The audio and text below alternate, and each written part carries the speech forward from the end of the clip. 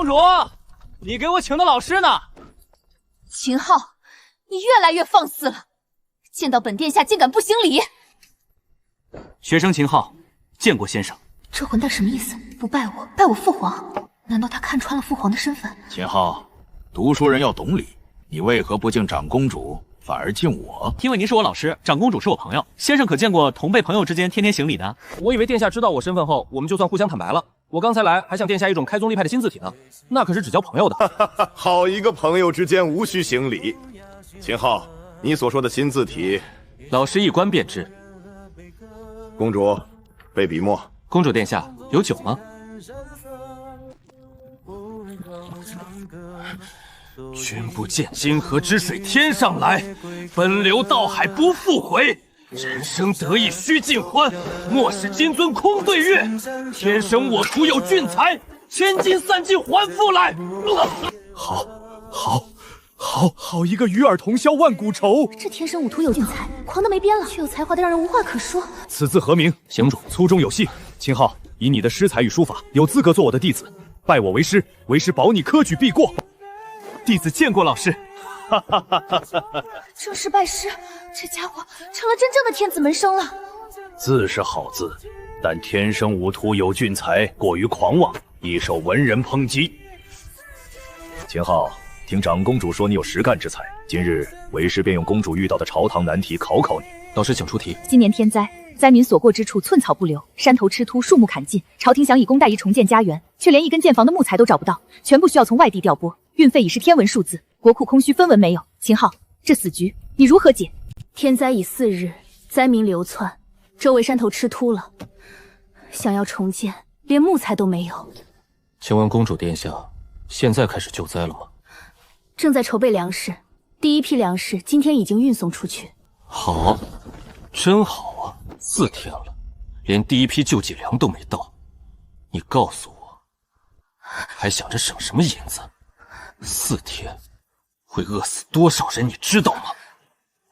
我说过军备重要，可边关将士的家人都饿死了，你告诉我他们守护谁？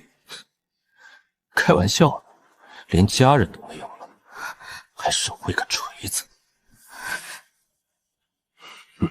秦昊，据我所知，灾情传来当晚，粮食已筹备装车，寅时便运出京城。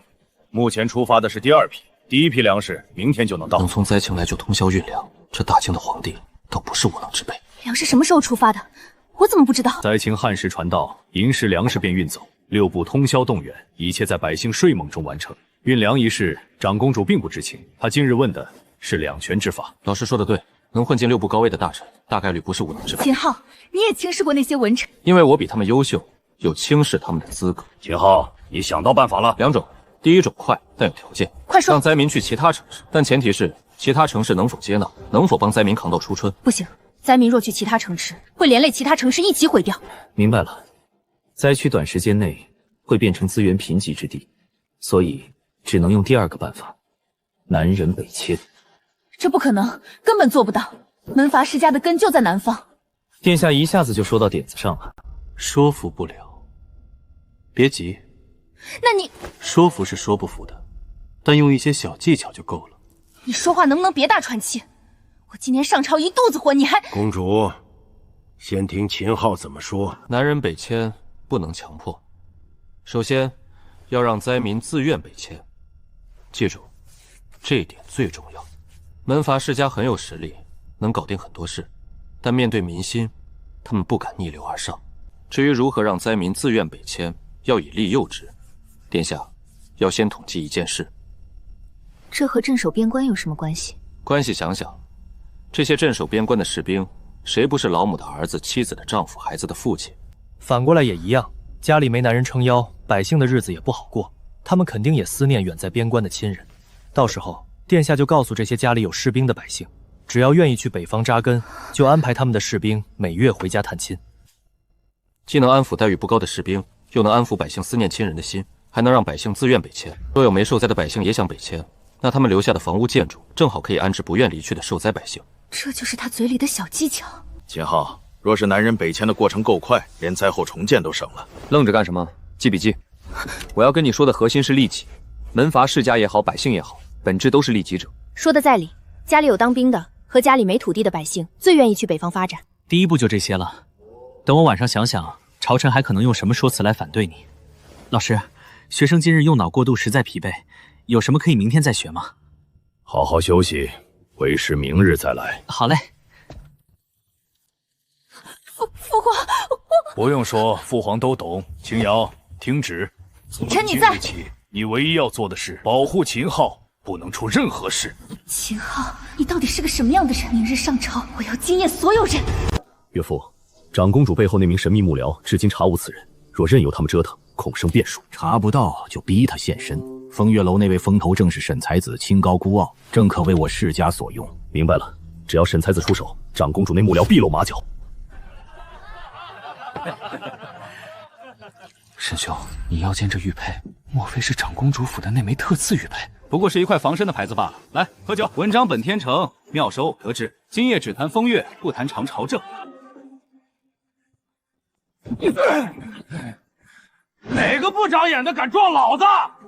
哟，我当是谁呢？原来是你这个开阳伯府的傻子废物！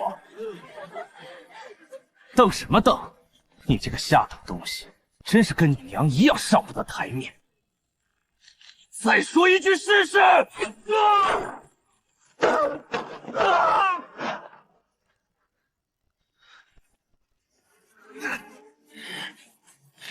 小杂碎，你敢打我，老子今天弄死你，给我弟报仇！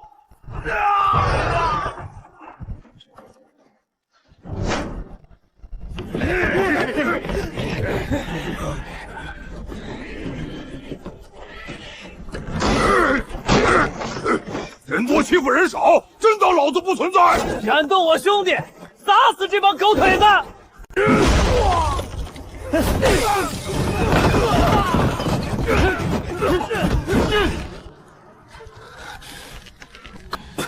要不是弄死你需要抵命，老子今天就废了你！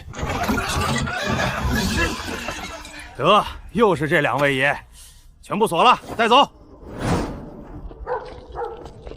马兄、赵兄，今晚是我连累了你们。说什么话？一4人，2兄弟，你的事儿就是我马英泽的事儿。远兄放心，我爹是宰相赵如风，等他回家发现我没回去，肯定会来大牢捞人。我靠，宰相之子！没事，我爹也能捞。不过我回去最多挨顿揍，反正我爷爷是郑国公，亲生的，打不死。别听他吹，他每次挨打最少3天下不了床。你看他腿现在都是抖的。生死看淡，不服就干，痛快啊痛快！生死看淡，不服就干。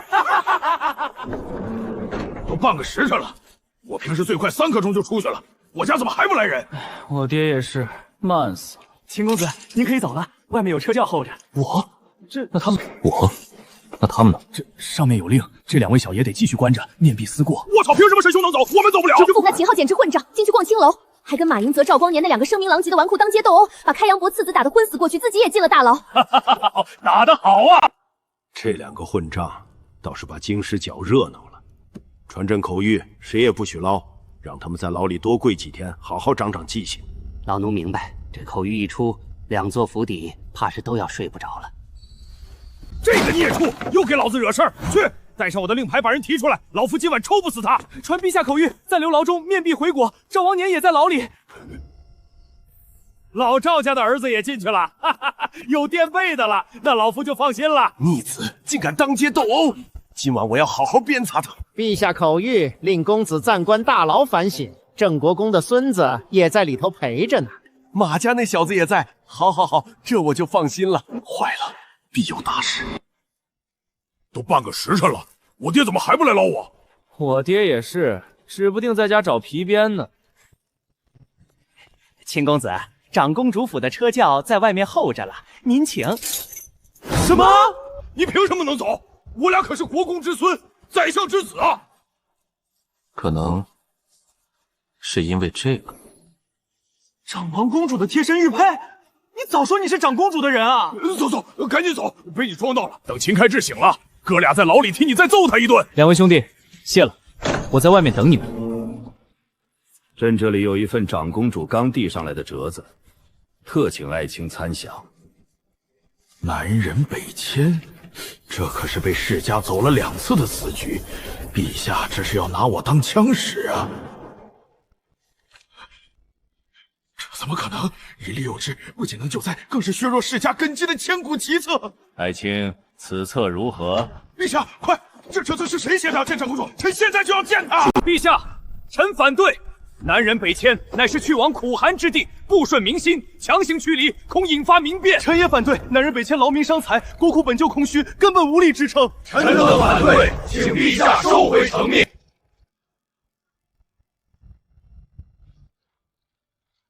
诸位爱卿说的倒也有几分道理。赵世忠，你的意见呢？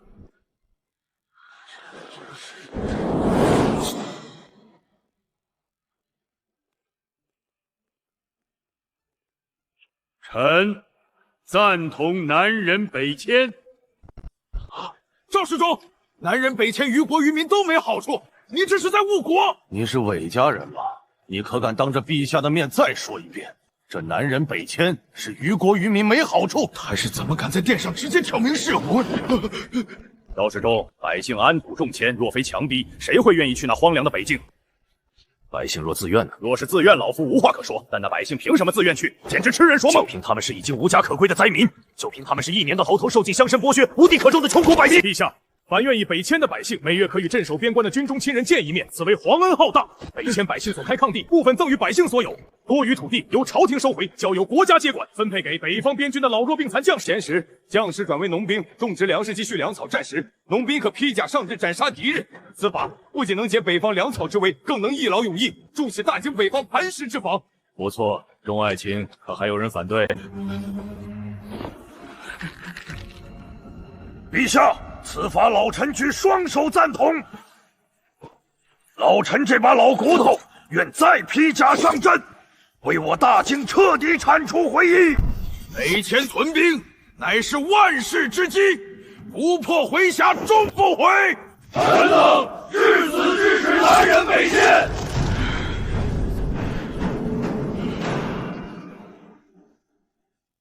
陛下，两位国公豪气冲天，但户部没银子，若百姓迁走，南方彻底废了，这损失朝廷承受得起吗？是啊，南方没了百姓，如何灾后重建？这简直是因噎废。赵世忠，开阳伯所言，你如何看？开阳伯，你口口声声说灾后前建，如今南方百姓已经把方圆数百里的树皮都吃光了，你拿什么重建？这是南方最新形势图。南方供给灾民活下去的资源早已枯竭，一个只能装10人饭的碗，你非要让30人吃饱，这可能吗？只要从其他地方调拨建材重建，来年税收就能补上。我再问你，一棵树木长成要多久？少则数年，多则数十年。灾区树木砍光，至少10年内没有木材可用，你这叫杀鸡取卵。那我们可以从北方砍伐树木，运送到南方。不知诸位可愿意贡献出家里的余粮，救助百姓啊？派粮3年，赵世忠，你这是要抄我们的家！这才是朝廷的事，我们府上也没余粮。陛下，南人北迁耗费巨万，不可轻动。臣以为，不若从北方调运木材至南方，就地建棚施粥，缓过今年冬日灾疫。哼，开阳伯，我问你，遇到困难是一劳永逸好，还是年年赈灾好？北方的木材运到南方要走多少陆路水路，耗费的人力物力难道不是朝廷出？既然都要动人，为何不直接北迁？一棵树长成要多久？百姓的命又能等多久？你这是强词夺理！陛下，南人北迁与赈灾粮饷事关国本，不可草率。臣建议从长计。国公爷，百姓都快吃树皮了，你们还要从长计议到什么时候？行了，赵世忠，退朝后拟定详细折子呈上来，今日便议到这里，退朝。陛下，今天您要是不带臣去见那位高人，臣就一头撞死在乾清宫的柱子上。放手！赵如风，你堂堂大清宰相，成何体统？不放，除非陛下带臣一起去长公主府。启奏陛下，太子殿下、首辅严大人、义国公、郑国公在门外求见。行了，这帮老狐狸消息倒是一个比一个灵通。朕倒要看看那小子今天怎么应付你们这帮人。参见陛下。起来吧。陛下，今日朝堂之策惊世骇俗，臣斗胆想随陛下一同见见那位大才。陛下，能想出南人北迁之策的人，必是国士。老臣也想见上一面。陛下，那位若还有后策，老臣替北方将士求一个旁听的机会。父皇，儿臣也想去。今日一个个都不忙了。陛下，他们不是不忙，是怕去晚了见不到高人。行了，都去。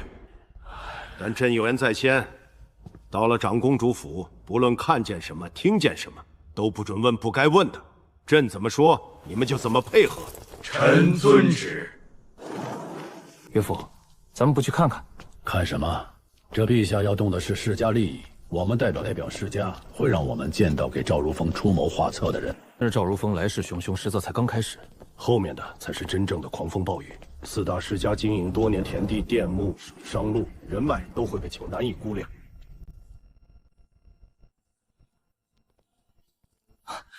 老师，你来了。老师，他叫陛下什么？父皇什么时候收了这么个学生？见过义国公。你给陛下行礼，又给老夫行礼，这是要老夫的命啊！浩儿，不必多礼。秦昊，你是真不知道他们是谁啊？老师，义国公我见过，这几位是？浩儿，这几位都是为师的朋友。这位是赵老。秦小友，秦小友，秦小友，秦小子又见面了。见过赵老、严老、郑老、马老。浩儿，这位是我儿子。李兄，既然你是我老师的儿子，那咱们就是兄弟，以后多联系。老师，南人北迁计划被认同了吗？你的计划还有许多地方需要补充，陛下特地让他们过来与你商议后续细节。那必须的，我这个计划不说后无来者，至少未来10年8年不可能有人想得出来。对了，老师，你们是在上朝时候提出来的吗？是。那陛下有没有赏赐我？当着陛下的面找陛下要赏赐？此事已经请示陛下。陛下听闻你要参加科举，让你先安心备考，等你考上功名再论功行赏。也就是说，现在不给，配合肯定配合。不过老师，陛下不会是在给我画饼吧？他说陛下画饼。告诉为师，谁敢欺负我的弟子？老师，不是什么大事，我能处理。李兄，不知高徒是哪家的才子？是啊，李兄，此等才俊怎会此前籍籍无名？我的弟子是开阳伯的儿子秦昊。他是秦昊，那个秦昊竟是出了名的傻子。赵老、严老、郑老，小子以前名声略微不好，引起不少误会。不过以后不会了。这次诸位有什么想问的，小子必定知无不言。几位都是长辈，我一个小辈岂能失了礼数？再说了，就算赵老你们不是官绅也没事，我老师和长公主都不在乎这些虚礼。豪儿说的没错，你们是长辈，他是小辈，他的礼你们受着就是。秦昊，南人北迁一事，老夫有几个疑问。我也有。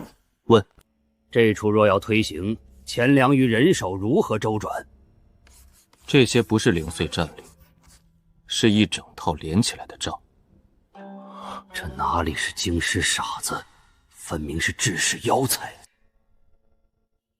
完整计划大概就是这些，但真正实行起来，肯定还有各种现实问题，比如有银钱不够，比如世家阻力，这些都要一点点解决。当下最主要的问题还是赈灾，还有一件事，现在就要做。什么？散播南人北迁的消息。只要北迁，所有费用和补偿都是朝廷出。浩儿，朝廷目前没有这么多钱，哪怕来年税收上来，也不可能供给如此多百姓北迁。老师，现在散播是为了让百姓知道有南人北迁这件事。那朝廷出钱这件事怎么办？画大饼，但不是骗百姓的大饼，而是诱惑世家的大饼。此话何解？不如先解决眼前问题。什么眼前问题？北方边地驻防人员的待遇问题。你有办法？有，不过是个馊主意。馊主意也行，只要能让北方边地驻防人员过个好冬，老夫都听。那些世家为了转移话题，必然会配合商议将士待遇。然后呢？你出多少银子，世家也必须出多少银子。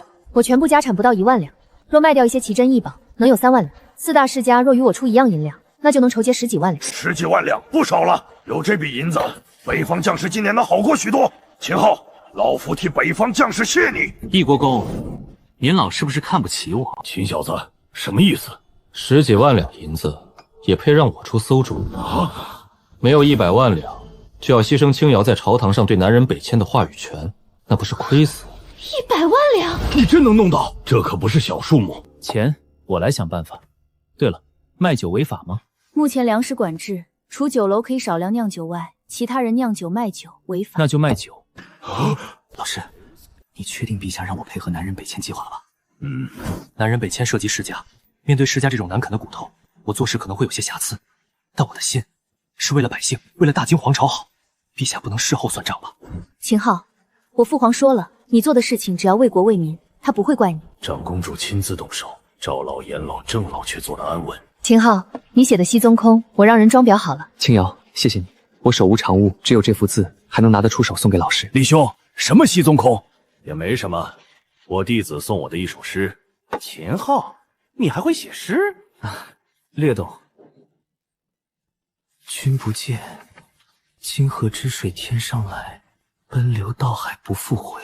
君不见，高堂明镜悲白发，朝如青丝暮成雪。人生得意须尽欢，莫使金樽空对月。好诗，好诗啊！最近京师出了个沈才子，已经让大京诗坛震动。如今秦昊，你也有如此诗才，真是天救我大京！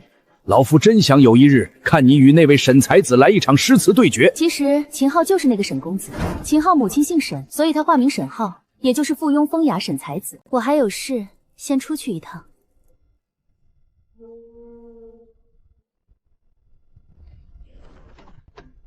浩儿，你是不是看出他们几个大官了？老师都看出来了。从长公主亲自去拿盒子，他们几人还安然坐着的时候，你就知道他们身份不简单了吧？差不多。你虽满脑子计谋，却不善于隐藏自己，也不善于权斗，一些馊主意和阴谋，尽可能不要直接说出来。有这么明显吗？很明显。那位皇帝陛下，你满脑子阴谋诡计，难道不担心他刻意防备你，不让你当官？老师，我没想那么多，只要是为国为民的事，我都愿意做。如果为民做事，还要先考虑陛下会不会怀疑，那干脆不做好。宣德帝目光微动，他们不想说，我也不想问，我自然会全力配合。我只希望事后当今陛下不要怪罪我，不要对我有太多猜忌，我就满足了。来，先看这篇策论。是，老师。夫人，不好了！慌什么？大少爷被秦昊带人打了。你说什么？大少爷被秦昊带人暴揍，而且1晚上没回府。人呢？听说被抓进牢里了。秦昊，你真是越来越让我意外。郑国公府，爷爷，你居然1晚上才来捞我！就算你要打我，我也认了。可你别让我在牢里住1晚上啊，差点没冻死我！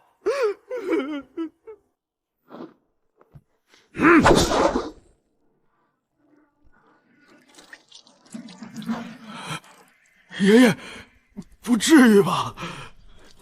说，你昨天又因为什么打架？这件事连陛下都特地关注，还罚着逆孙多关1晚上，可见事情不小。你敢跑，就别再回这个家。爷爷，这次真不是我主动打人，我和我沈兄就是京师盛传的沈才子。爷爷，你总说我不学无术，我遇到沈才子，听闻他乡间有大才，就和他相互攀和晚，惺惺相惜。反正就是为了学好，才结拜成兄弟。沈才子？对啊，秦开智那个狗东西，仗着自己外公是杨国公，就打我沈才子，我能忍？爷爷，你说是不是？要是你兄弟被打，你能忍？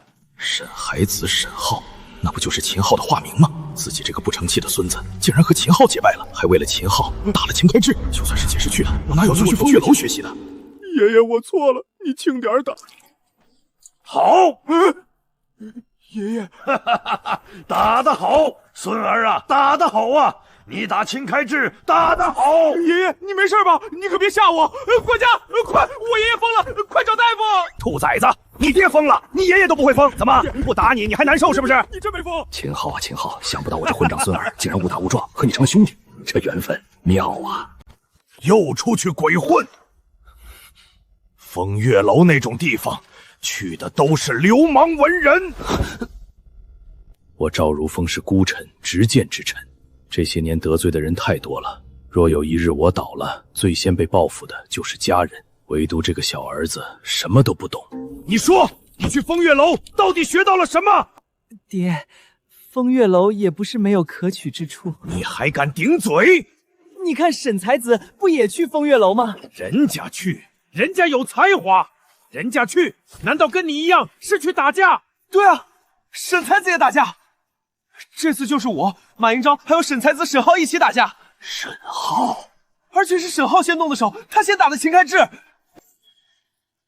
你说沈浩？秦昊是秦开智的哥哥，可秦昊却亲手打秦开智，这说明秦昊和秦家之间绝对有问题。好，好啊，爹，田儿打得好，以后秦昊受有戚父记得帮忙。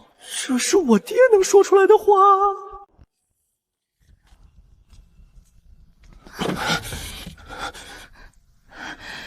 智儿，你怎么样了？娘，我要报仇，我要让秦昊付出代价。跟娘说，到底发生了什么？秦昊先打我，还有2个人又打了我一顿，他们还说以后见我一次就教训我一次。这一定是秦昊授意的。那2人是谁？你认识吗？不认识，鼻青脸肿，认不出来，肯定是秦昊让长公主帮忙救走的。娘，那2个人，我也要他们一起付出代价。秦昊为什么会在风月楼？应该是去当龟公了。龟公？风月楼入门都要5两银子，他哪来的钱？这个说法未必靠谱，但秦昊打人是事实。只要事情闹大，长公主府蒙羞，秦昊就会失去庇护。秦昊啊，秦昊，你终于有把柄落在我手里了。来人，夫人，把消息放出去。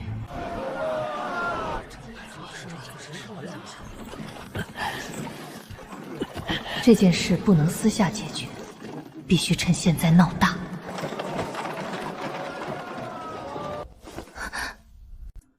终于写完了，刚好还有时间去看看小玉。小玉这些天一直不能下床，还好吴老哥托人照顾，改日得好好谢他。秦公子，殿下让你过去。出什么事了？杨素心带着秦开智堵到公主府门口了。走。怎么了这是？杨素心带他儿子找过来了，说你恶意伤人，还说我包庇你。哼，事情闹得很大，外面已经来了不少看热闹的人。这一次，皇家声誉恐怕又要受损。哼，闹得好。皇家名誉受损，你还说好？放心，交给我处理，不会让皇家丢面子。你帮了我那么多，又帮我找老师学习文章，这次我若让你和皇家丢面子，那就是我的无能。交给你了。若是让我皇家丢脸，我可不保证不揍你。走吧。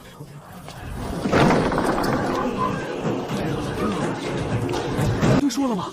开阳伯府那个傻子秦昊住进长公主府了，不光住进来了，还仗着长公主的事打了亲弟弟。秦昊居然可以和长公主并肩而行。伯爵夫人，谁给你的胆子，这么大阵仗围我公主府？见过长公主殿下。长公主，今日此举属实无可奈何，还请长公主明鉴，为我儿做主。做主？昨日夜晚，风月楼，秦昊伙同2人将他的弟弟差点打死。若非官灾来得快，恐怕就要闹出人命了。听闻打人的秦昊昨晚被长公主接走，反倒我儿被打，却在大牢住了一夜。我只希望长公主不要包庇秦昊，能给我儿一个公平。请公主为我做主。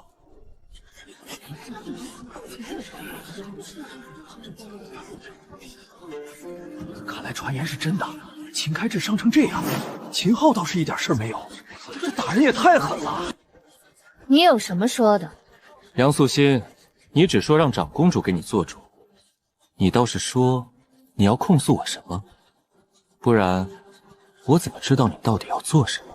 只是打架这种小事，没必要惊动长公主吧？他竟敢直呼伯爵夫人名讳，再怎么说那也是他二娘。浩儿，你别再执迷不悟了。你母亲的死真的和二娘没关系。这件事情很多人都知道，是你娘和下人行苟且之事被发现，才羞愤自尽。什么？还请长公主收回您给秦昊的贴身玉佩。这玉佩可不是小事啊！我知道，身为浩儿二娘，这么说不好，但浩儿屡次行凶，都是仗着您的庇护。再这么下去，恐怕会给皇家惹下事端，再让皇家蒙羞。目的来了，杨素心，你就是想让我失去李清瑶的庇护，好对我下手。这样的畜生，真该死！就是，开阳伯也真倒霉，有这样的儿子。长公主，您可不能被秦昊蒙蔽了。让开！你这是在做什么？伯爷，公主殿下，内人无桩，我这就带她回去。六人，开阳伯，不着急。你的夫人话里明里暗里都在说秦昊多么卑劣，而我包庇秦昊，岂不是在说我有眼无珠？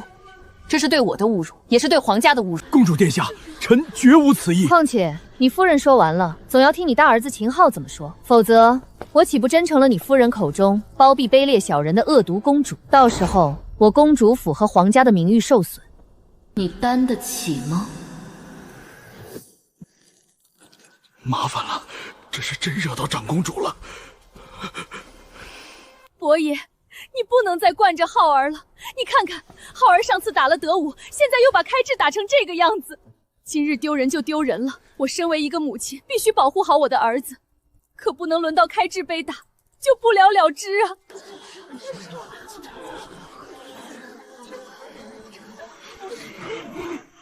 逆子，你还不来给你二娘和你弟弟道歉？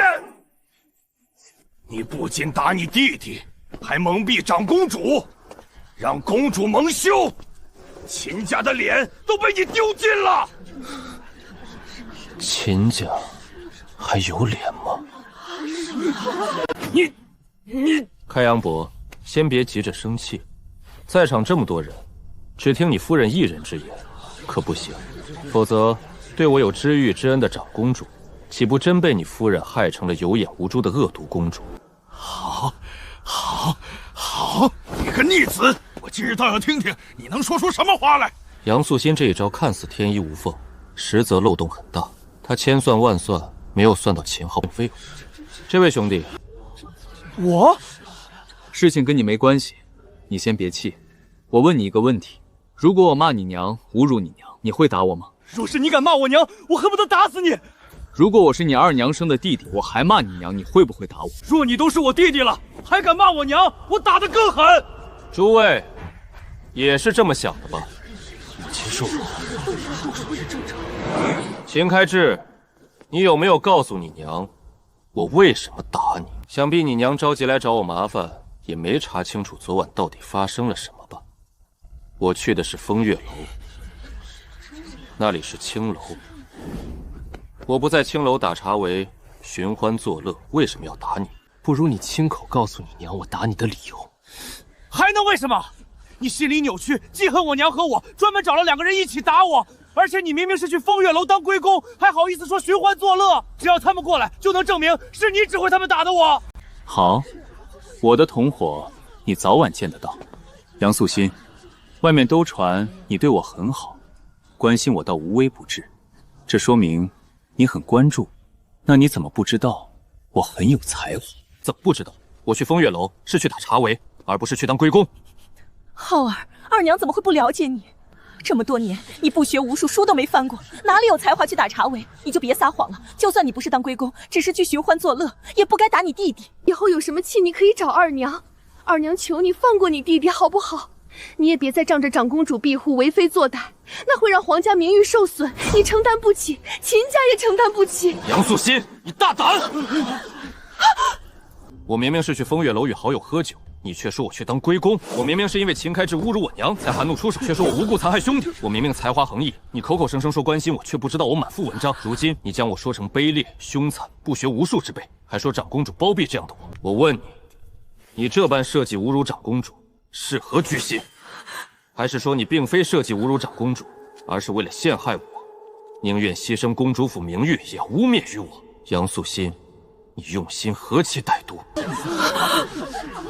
逆子，你在胡说什么？开阳伯，你闭嘴好听着。开阳伯，不妨听秦昊辩解完，也省得外人说我公主府的人诬陷你夫人。浩儿，你不能这么污蔑我，我怎么可能为了陷害你，让皇家名誉受损？是吗，杨素心？既然你这么关心我、照顾我、关注无数，因此才说我卑劣、不学无术，你可知道我是谁？你不就是秦昊？我除了是秦昊，在风月楼还被称为附庸文雅沈公子。现在你倒是说说看，你平时是怎么对我好，怎么了解我的，才能让你了解到的我是个不学无术之辈？我们能证明。马兄、赵兄，让你们看笑话了。沈兄，不对，现在应该叫你秦兄。没想到你居然是秦昊，当初你的大名可真是如雷贯耳啊！娘，就是他们和秦昊是一伙的。秦昊，行凶之人岂能当证人？怎么？我打就打了，不服气是不是？你儿子让下人打我，还说要跟我比家世，他不就是家里有个国公还是外公吗？我爷爷还是郑国公呢，我说了吗？秦开智的下人竟然打了郑国公的孙子，你说我不能当证人，我兄弟就是沈公子，我还能说谎？我爷爷的脸还要不要了？别的先不说，你儿子的下人把我打成这个样子，我都没找事儿，你还敢来污蔑我秦兄？谁给你的勇气？等着吧，今晚我就让我爷爷去找杨国公坐坐。打就打了，打个架还告家长，丢不丢人？开阳伯，我是小辈，别说我不敬长辈。你儿子的下人把我打成这样，你是不是要说点什么？对了，我叫赵光年。赵光年，宰相赵如风家的小儿子，郑国公的孙子，宰相赵如风的儿子，竟然全被秦开智的下人打了。公主殿下，我儿子打人，我会惩治。但秦昊挑唆国公子嗣打人，这次打的是我家智儿，不要再包庇秦昊，否则必定惹出祸端。都闭嘴！开阳伯，这些人听不懂话，你二夫人是不是也听不懂？秦兄说的是你二老婆污蔑他不学无术，性格卑劣，无故伤人，而公主府包庇这样一个人，才会让皇家名声受损。可现在我秦兄根本不是这样的人。你儿子辱骂秦兄死去的母亲，别说打一顿，若我敢这么干，我爹能打断我的腿。我也很好奇，经书传闻你二夫人对我秦兄那么好，怎么会当爹的不知道我秦兄诗才惊人？还有爹都说多让我和才子玩，能学好。你们一家倒是把秦兄这种大才往外推，真厉害。开阳伯，你和你夫人还有什么话说？本殿下惜才，保护才子，可有错？本殿下明知秦昊母亲受辱，才含恨打人，连夜将其带出牢房，可有错？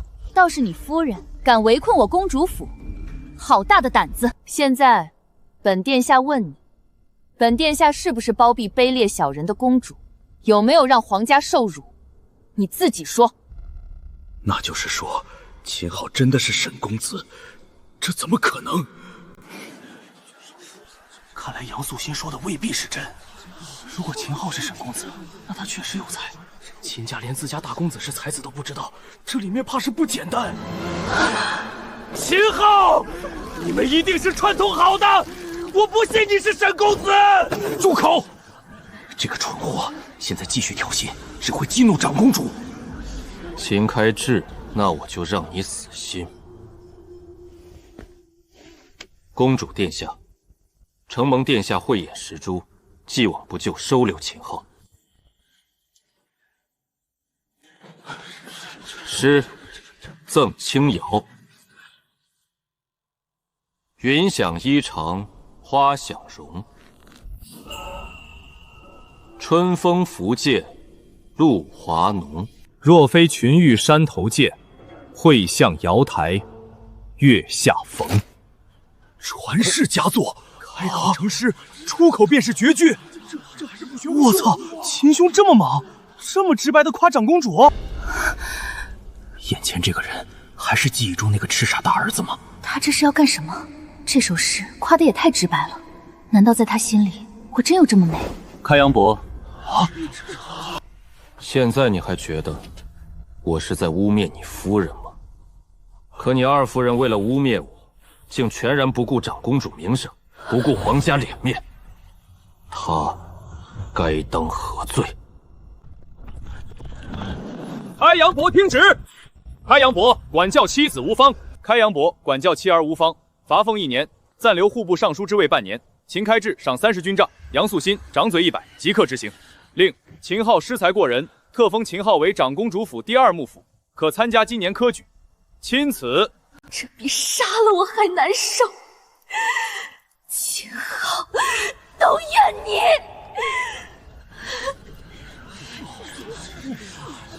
陛下都下旨了，那杨素心肯定是在诬陷秦昊。她可是秦昊二娘，怎么这么狠？还能为什么？爵位呗。秦昊明明这般有才，还被长公主看中，开阳伯居然放任二夫人欺负他。这些话像刀一样扎在开阳伯心口。杨素心，快抽吧，陛下让你即刻执行，不然可就是抗旨不遵。浩儿，叫我也没用，这是陛下下旨。快快，让我看看你怎么抽自己。爹，救我！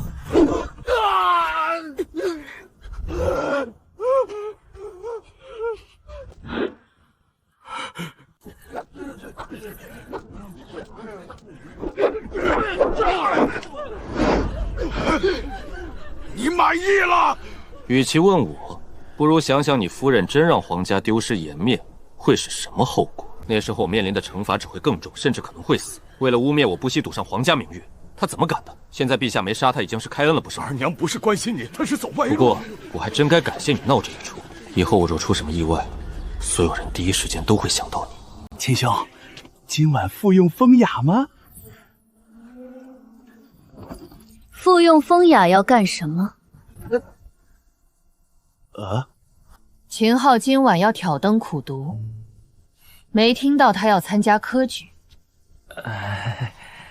还有你俩，真以为被称为京师2大玩路很光荣？信不信我再把你们扔进大牢？走走走，改日再说。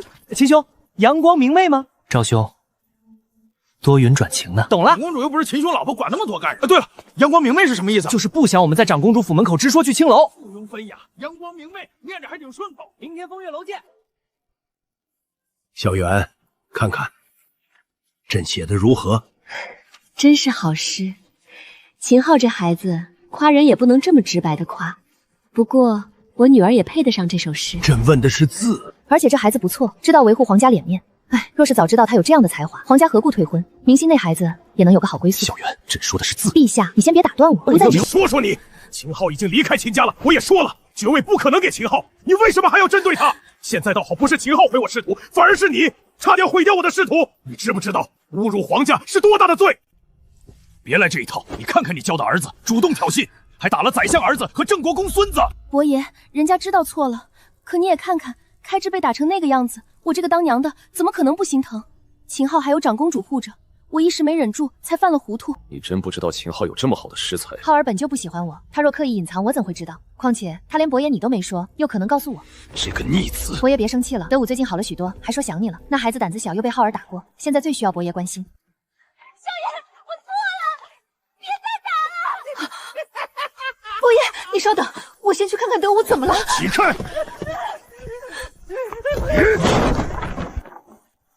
逆子，你在做什么？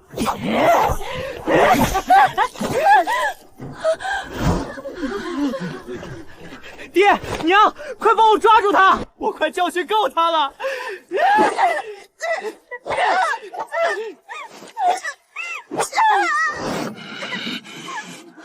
德武，快住手！娘，干嘛住手？我还没教训够他呢！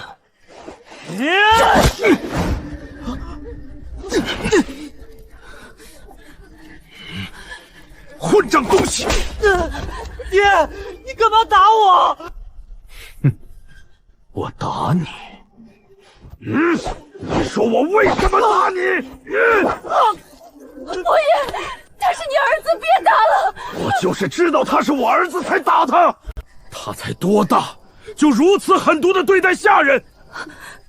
这就是你嘴里说的胆子小？我看他的胆子比天都大。娘，给我鞭子！我要继续收拾这个下人。现在秦昊不在了，我不能放狗吓他，那我就必须拿这个奴婢出气。秦德武，你说什么？你还放狗吓过秦昊？对啊，那个杂碎，我放狗追他，看他狼狈害怕，我好高兴。德武，你快别说了！伯爷，你听我解释。跪下！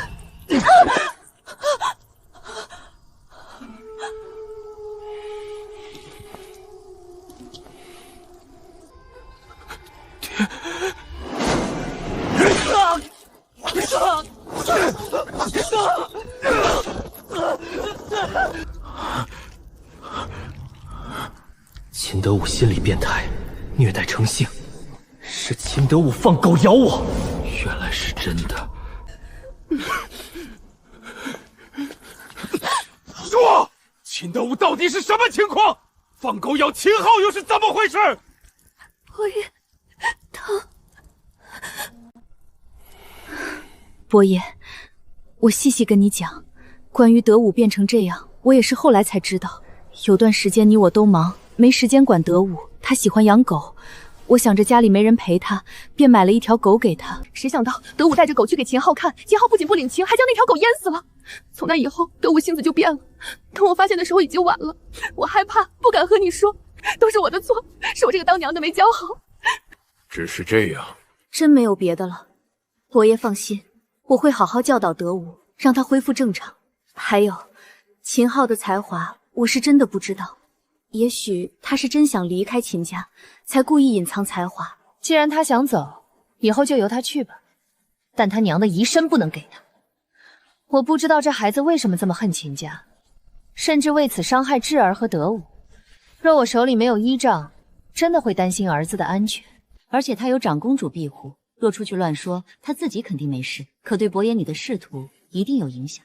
就像今日他对秦家出手，没有半点留情，我不得不留一手，既是保护智儿和德武，也是保护伯爷的官位。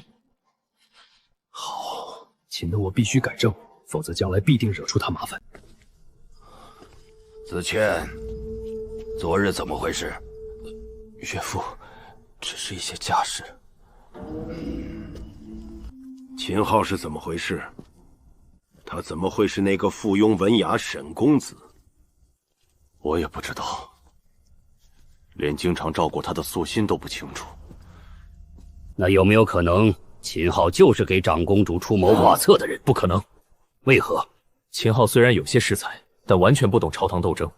他的屋子里最多是些启蒙书，也没有关于天下大局的书籍。而且陛下封他为长公主府第2幕府，想必那个第1幕府才是真正给长公主出谋划策之人。原来如此。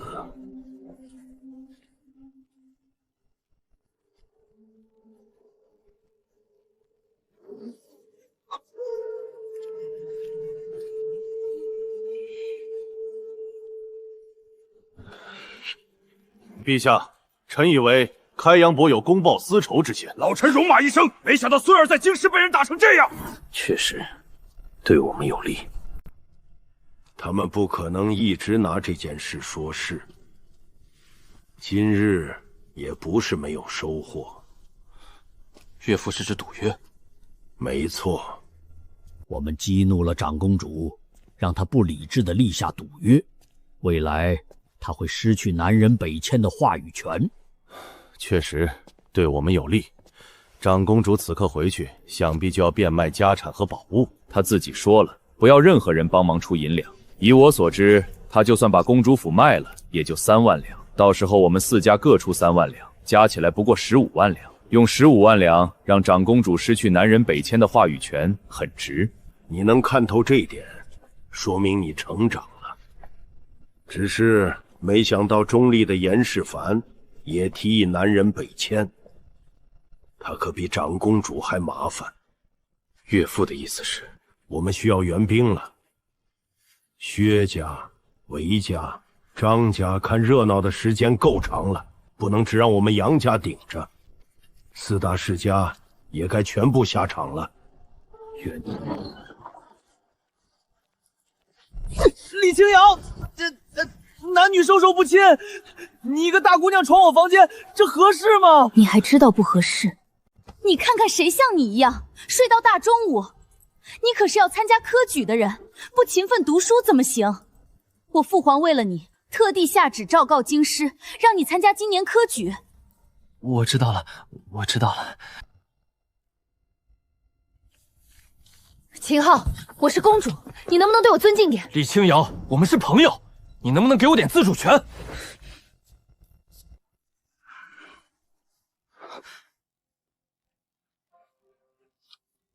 老师，这是我昨晚熬夜写的科考文章，您看看。你昨晚熬夜写文章了？你以为我说参加科考就是嘴上说说？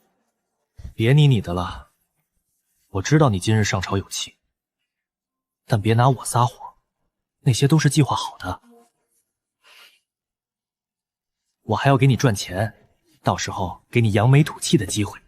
咱们生气，下次怼外人，别对自己人。自己人？这小子莫不是把青瑶当自己人了？怎么越看越像一头要拱朕家白菜的猪？秦昊，我不是故意拿你撒气，就是气不过，所以你到底能赚多少银子？给我个准数！而且我极限只能争取15天，只有15天，你真能赚那么多银两？15天足够，最少赚20万两，更多的上不封顶。你的条件我能完成，那现在咱们来说说分赃比例吧。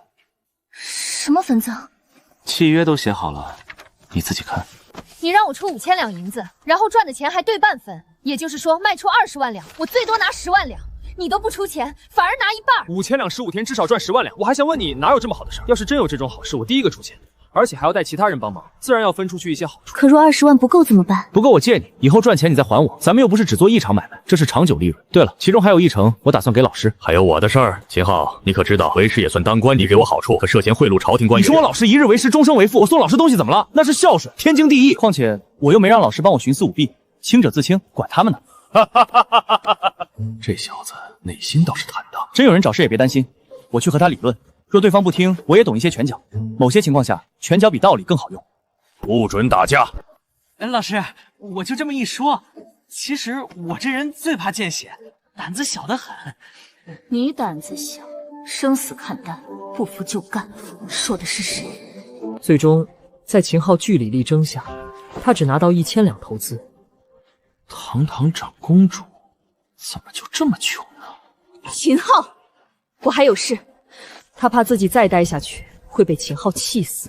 李清瑶离开后，宣德帝开始认真看秦昊写的文章，越看眼中惊讶越浓。这才2日，便基本掌握科考文章格式。秦昊果然有天分。1个时辰后，宣德帝准时离开。老师是真厉害，就是到现在，我好像还不知道老师叫什么。这个时代的酒水，我在风月楼大概了解过。风月楼最好的酒，1壶10两银子，可那酒水还有沉淀，不够透亮。说好听点是浊酒，说难听点就是过滤都没过滤好，度数也低，最烈不过20度左右。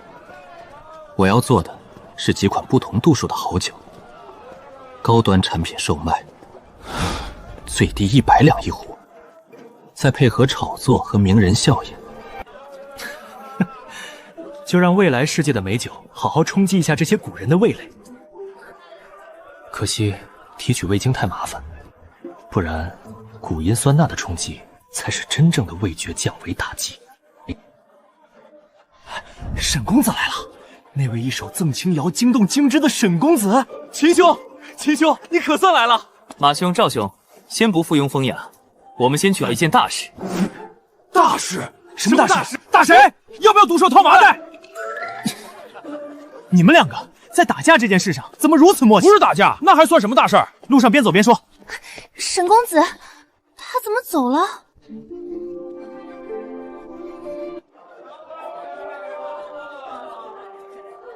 老秦，咱们到底干什么？带你们赚钱啊！别啊，是真带你们赚大钱，足够你们拿银子砸穿风月楼的大钱。老秦，你说真的？秦兄，你不会又在说什么天方夜谭吧？等会儿我会写一份契约，亲兄弟明算账，你俩也要出钱。出多少？李清瑶，也就是长公主，出1000两，占5成副额。你俩1人1成，每人出200两。长公主都出钱了，那我出。秦兄，若我出更多，能不能占更多分益？老赵，你倒是聪明，可这事儿不是我一个人说了算，就算我答应，公主也不会答应。那怎么分？公主5成，我2成，我老师1成，你和老马各1成，这是赚大钱的买卖。若有机会见到陛下，我还准备再送陛下1成。陛下也有份儿？当然，跟着领导走，吃喝不周头。秦兄，精辟！想做大发展，就得跟最大靠山走。大京最大的靠山是谁？陛下。那不就得了？别问，按图做，后面有话买。老秦，这酒糟不是喂牲口的吗？你确定这东西能赚钱？后面有大用。秦公子，这些东西我先净赚了1100两。是，没什么，今晚我请客。去风月楼？去。不过今晚去风月楼不只是玩，我还有正事。沈郎，你可算来了，奴家还以为你今晚不来了。花魁是热情了，可我今晚不是来风花雪月的，正事要紧，半点耽误不得。梅儿、雪儿，你们各自把我写的故事背熟，后面需要你们帮忙，放心，不白帮，我给银子。谈钱俗了，就是沈郎拿银子打发我们，也太见外了。给钱还俗？谁要是天天给我钱，我宁愿当全天下最俗的俗人。沈郎既然有事相托，奴家自然愿意帮。不过事成之后，奴家想要一首诗词，我也要诗。这感情好，我什么不多，就是诗多。好，只要这事儿成了，1人1首，一言为定。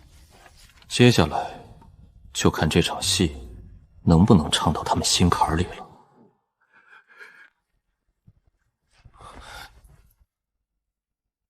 秦昊，怎么了？你到底什么时候开始赚钱？我不是正在赚钱吗？你每天都去风月楼消费，这叫赚钱？别以为我不知道。你派人盯我？我是怕你把我的1000钱才花在风月楼。还有，阳光明媚是什么意思？阳光明媚不就是天气好吗？你放屁！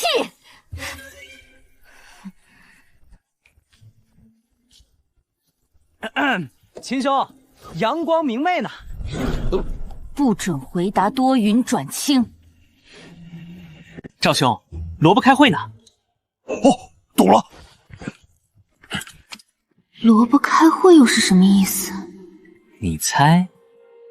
我去风月楼真是为了赚钱，万事俱备，只差出酒。老秦，这些场馆子是干什么的？酒脏不是喂牲口的吗？这也能出酒？看着就行，火别太大，水要不断，桥捆滴出来的东西用坛子接住。你说那边真会出酒？会。那你去吧，我们看着。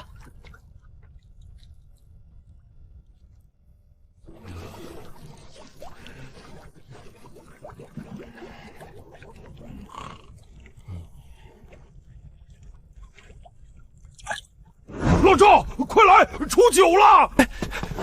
怎么了？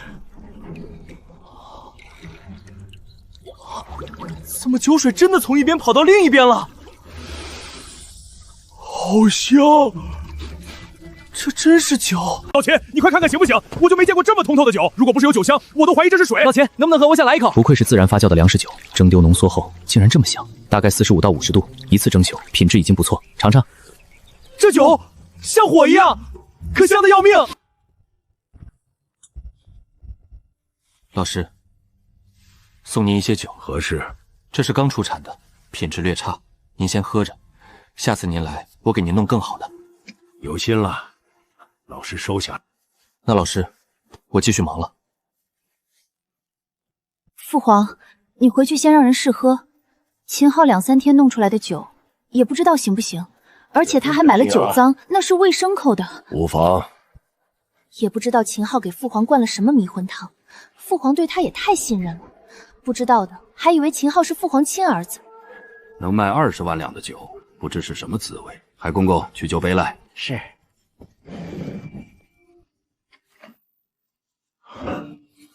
好香，陛下，这酒……倒酒。如此清凉的酒水，朕还是第一次见。陛下，您不能随便喝来历不明的酒啊！好酒，这哪里是酒，这是仙酿。陛下身体不适，今日免朝。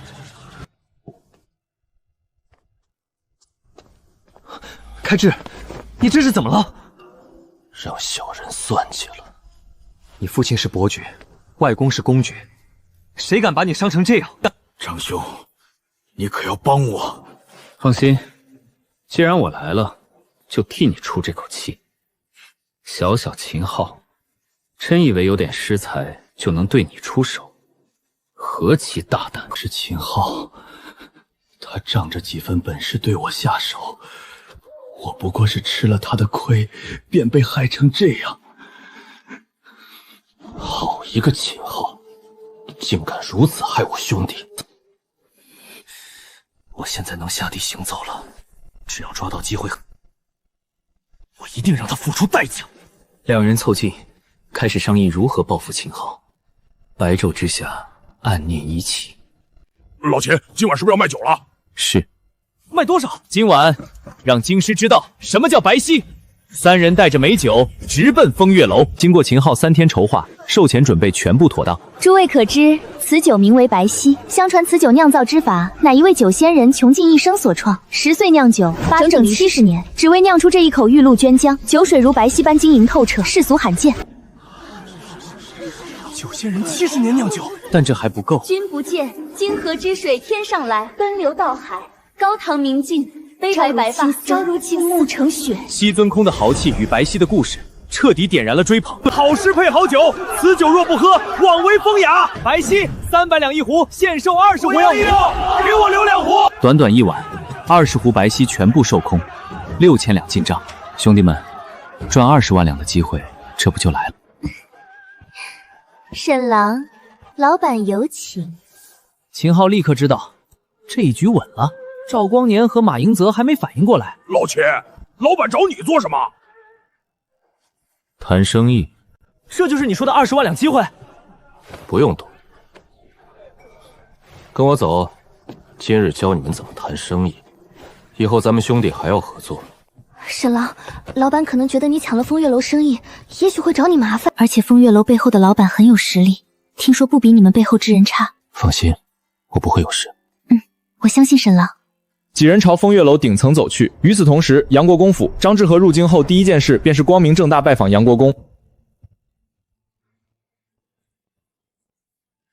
张志和，事情你们张家都知道了，没想到你们张家竟让你来了。南人北迁不只是迁民，一旦北方发展起来，若出现新的世家，我们就麻烦了。和我担忧的一样。现在局势很清楚，要么南人北迁，要么我们做得更好，至少比南人北迁更好才有说服力。救灾一事必须做好，若国库银两不够，我张家可出部分银两和救灾粮。不得不说，咱们这位皇帝陛下这一招很厉害。南人北接若赤诚，利国利民，我们未来几年也要协助救灾救民，依旧是变相削弱世家。提出此策之人堪称妖孽，倒是有一处可以利用。只要说起南人北迁，我们的人就把划到北方将士待遇。长公主已经激怒，立下赌约，至少能拖到其他世家负责人赶来。除了我们的人，又有多少人买得起皇家宝物？又有多少人敢买？白姐姐，沈公子来了。女人，进来。一个女人敢单独让3个男人进房间，要么武艺强项，要么暗中有人保护。沈公子，请坐。或者说秦昊公子，不过我还是更喜欢称你为沈公子。无所谓，一个称呼罢了。不知美女姐姐怎么称呼？美女姐姐。不喜欢。白晨曦。晨曦姐姐，不知你找我们来想做什么？可别说什么喜欢我的诗才，这我可不信。不然你早就见我了。如果是做生意，那就坦诚一些。想必晨曦姐姐也明白，夸奖的话可以留到以后，不如说说晨曦姐姐能给名酒白皙开出什么价格？5万两，我要你酒的配方。5万两！既然晨曦姐姐没有诚意谈下去，那弟弟就走了。你想要多少？别忘了，你20片分的酒并不多，5万两不少吧？晨曦姐姐天真了，如果我不这么说，又怎么凸显名酒白皙的珍贵？况且，就算我不卖白皙，以后我也能卖红皙、黑皙，甚至绿皙。这么说，你的酒有很多，这点就不劳晨曦姐姐操心了。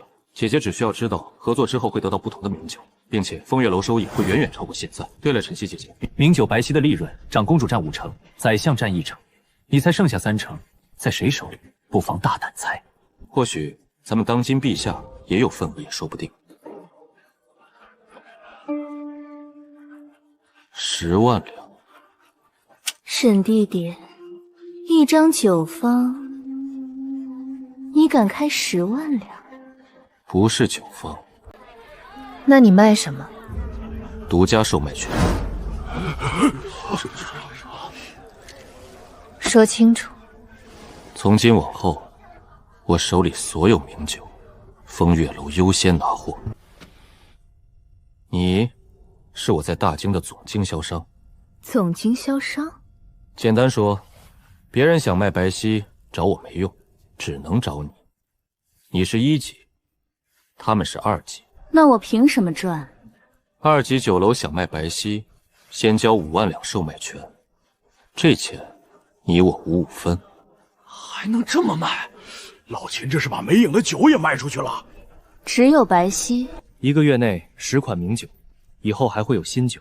你能卖全部，他们只能卖7成。他们从你这里拿货，你可以加3成，但他们对外加价不得乱，市场不能乱，大家都有得赚，生意才能长久。若有人偷了配方呢？长公主注资，便是皇家注资，没有授权，谁敢冒充？晨曦姐姐，你只要找4家想卖白皙的酒楼，10万两就回来了。这还没算风月楼多出来的人流，客人想喝白皙，只能来你这里。这套法子你从哪儿学来的？天生的。10万两，我要看白皙今晚。那就祝晨曦姐姐我签，早日坐着收钱。也祝秦弟弟别让我赔了本。沈弟弟还有事？小事？你这张嘴刚赚我10万两，还有什么小事？风月楼人多，消息传得快，帮我散出去一句话。什么话？就说长公主正在自卖珍宝，为北方将士筹集过冬物资。老钱，你这是……赚钱只是第一步。沈弟弟，你这酒局原来不是只为赚钱。姐姐现在才看出来。雪姑娘，再来一壶白皙。我也要，刚才那一壶不够分。300两就300两，明晚未必喝得着。让！姐，又卖出去了。姐，又卖出去了。多少？刚才又出去26壶，还有客人要复购。复购？是，喝过的还要喝。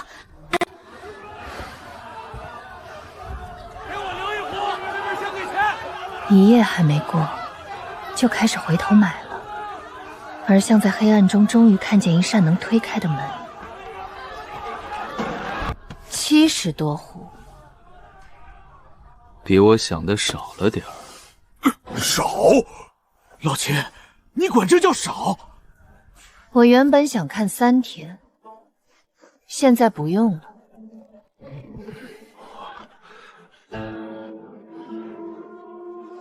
10万两，独家售卖权，我买了。真给了？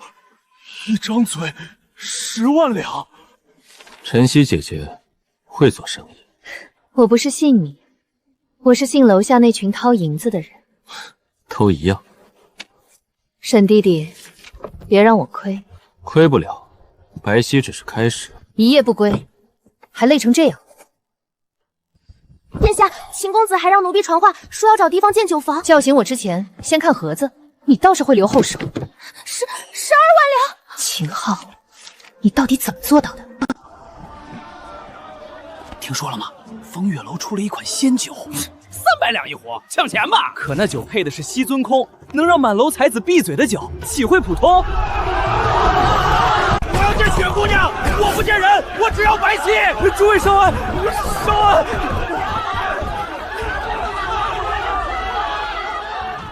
秦昊，你还真说中了。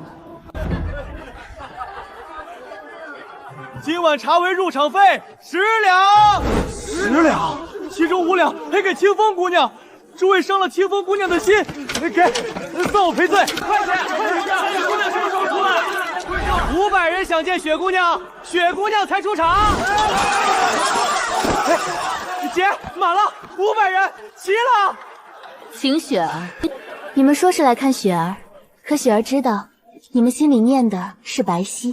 雪姑娘，白皙卖不卖？来者是客，既然雪儿出来了，今晚风月楼自当供应白皙。这酒真配得上西尊空。慢些，酒不多了。怎么会这么快？你可算来了，下面已经卖出100多壶，再不补酒，今晚银子就飞了。比我预想的快，不卖了。你说什么？告诉所有人，白皙本就不多，今晚只剩最后10。现在正是卖的最好的时候，所以才不能卖。美酒若人人都能喝到，就不叫名酒，越抢不到，越想喝越值钱。那还要放什么消息？2天后，风月楼上新酒，名酒，英雄血，只有英雄才能喝。你是要让他们等不及？不是等不及，是睡不着。白皙限量，只剩最后10壶。什么？只剩10壶？2日后，风月楼上新酒，英雄血，英雄能喝，好大的口气！滚滚长江东逝逝水，浪花淘尽英雄。是非成败转头空，青山依旧在，几度夕阳红。短短几句，竟有千古兴亡之气。好一个浪花淘尽英雄！名酒，英雄血，饮一壶不倒者，方称英雄。活下来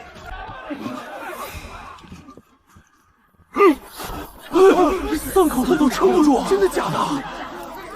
英雄血成了，不是酒成了，是人心成了。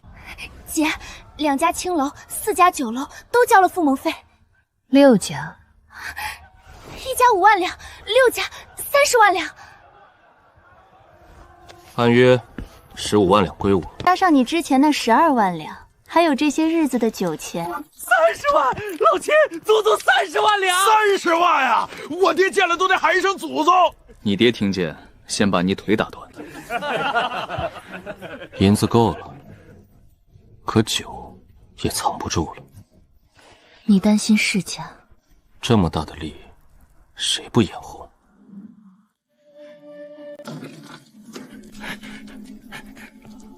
送酒的人出来了。你认识他？郑国公的孙子马迎泽，上次就是他跟秦昊一起打我。他给风月楼送酒，这么说，白皙和英雄血可能都跟秦昊有关。秦昊啊，秦昊，你终于让我抓到尾巴了！如此大批量酿酒，我就知道，什么酒仙人，不过是秦昊自己酿酒。证据越多，秦昊死得越干净。走，那就是杀头的大罪。今晚我要亲手送他上断头台。老秦，这批送完，明日还能再赚一笔。不止一笔，是很多笔。别高兴太早。钱越多，盯着的人越多。秦公子，殿下说酒坊这边让您千万小心。小玉，记住我昨晚交代你的事。一旦出事，立刻去找李清瑶，锦囊给他。秦昊，这次看你往哪儿跑！这么多酒，私自酿酒，证据确凿。秦开智，你敢闯这里，郑国公的孙子也保不了他。大京禁酒令在上，私自大批量酿酒，杀头大罪。秦开智，你跟踪我，是又如何？秦昊，你不是会写诗吗？你现在写一首给自己送葬啊！来人，封九方，人证物证一个都不许少。去！拦住他！你敢！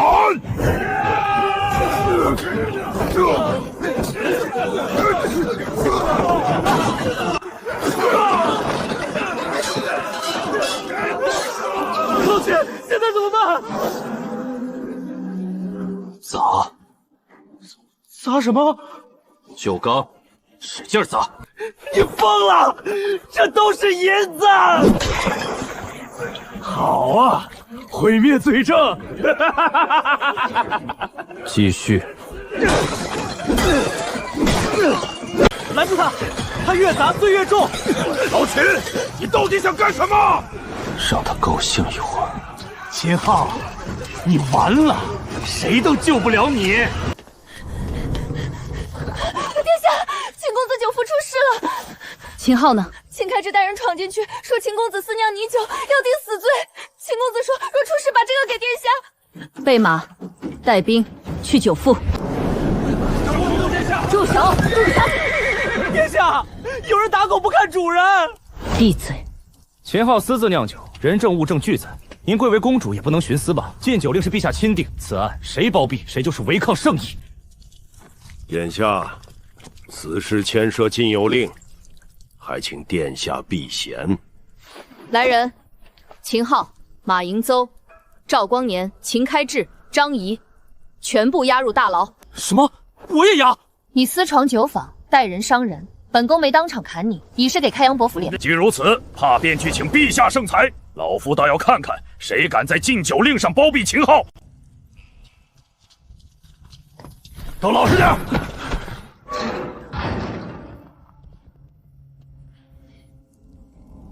能不能给我换一件？你还挑上了？我盼他晚上哭，吵我睡觉。秦昊，你还笑得出来？不然呢？哭给你看。私酿佞酒，杀头大罪，明日圣裁，你就等死吧。秦开智，你最好记住自己现在的笑。什么意思？陛下，秦昊私设酒坊，大批酿酒，禁酒令乃陛下钦定，若此罪不罚，天下商贾皆可效仿。陛下，臣虽为秦昊之父，也不敢替他求情。国法在上，私情在后。杨国公口口声声说秦昊有罪，本宫倒想问一句，秦昊何罪？私自酿酒，违反禁酒令。若那不是酒呢？抬上来。殿下莫不是要说，满酒坊的酒缸装的都不是酒？抬上来。还说不是酒，这不就是酒坛吗？殿下，拿酒坛证明不是酒，未免可笑。陛下，若这仍是酒，秦昊罪加一等。陛下，这就是酒，好烈呀！这不是酒是什么？长公主当朝包庇，证据确凿。此物气味如此凝烈，比寻常烈酒更甚。殿下，现在还说不是酒吗？父皇，此物名为酒精，却由酒中提炼而来，但它不是用来喝的。不是用来喝，那酿它作甚？救人。军中刀伤、剑伤，最怕装口溃烂。许多将士不是死在战场上，而是死在伤口恶化。殿下是说，此物能治伤口溃烂？能不能，试过便知。此伤若再恶化，恐成疮状。军中这种伤，10人里能拖死3、4个。殿下，此事关乎人命。若此物无效，秦昊罪上加罪。若有效呢？清洗创口。这气味太烈，只怕……我来。看见没有？这是在害人！闭嘴！创口干净了许多，气味虽烈，却不像毒物。记上了。继续看。若此物无效，儿臣任凭处置；若此物有效，昨夜被砸的就不是私酒，是能救命的军中神药。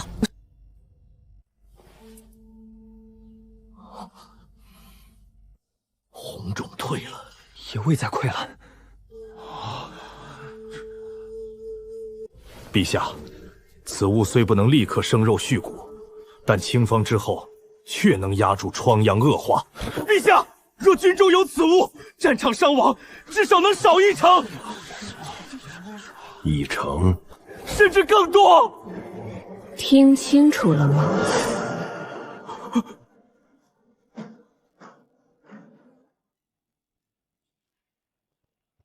陛下，秦昊造此神药，乃军中大功。赵驴年协助看守酒房，却被诬成罪犯。臣请陛下为功臣证明。臣附议。我孙儿马英泽虽顽劣，却也知道护的是军中神药。秦开智、张仪，你2人昨日砸毁多少酒缸？臣只是一律查案。一律？你们私闯酒坊，带人伤人，砸毁军中神药，还诬告秦昊、马迎泽、赵光年私酿定酒。你2人身为刑部官员，竟连军用药物与私酒都不查清，该当何罪？陛下饶命！殿下饶命！我不知道那是谁呀！陛下，秦昊与开智乃是兄弟。你是不是忘了，秦昊已经自立门户，现在他是本宫幕府的人。秦昊是苦主，酒赋是他的，神药也是他制出的。此事先问秦昊。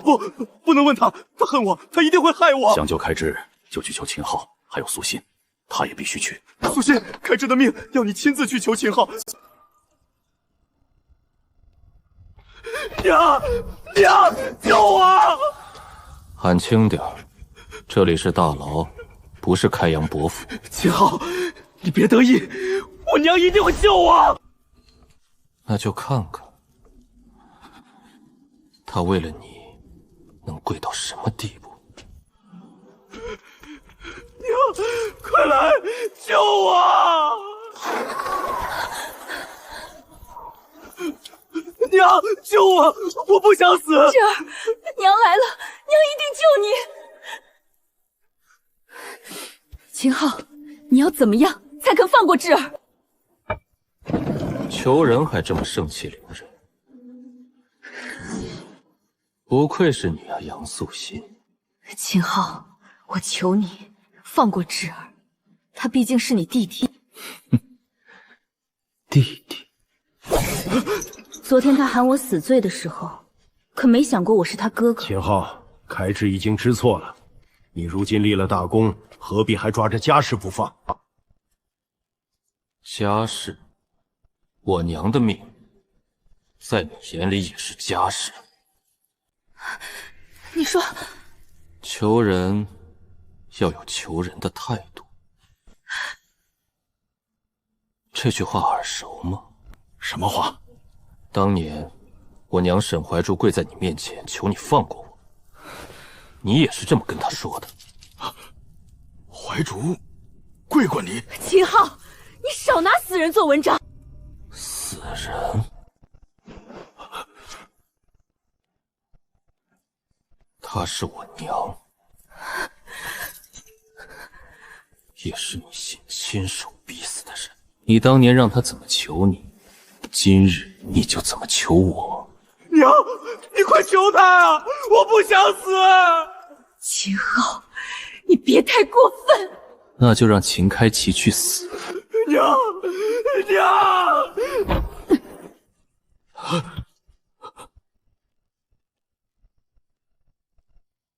不够。秦昊，当年你让他做完才肯开口，今日我也等你做完。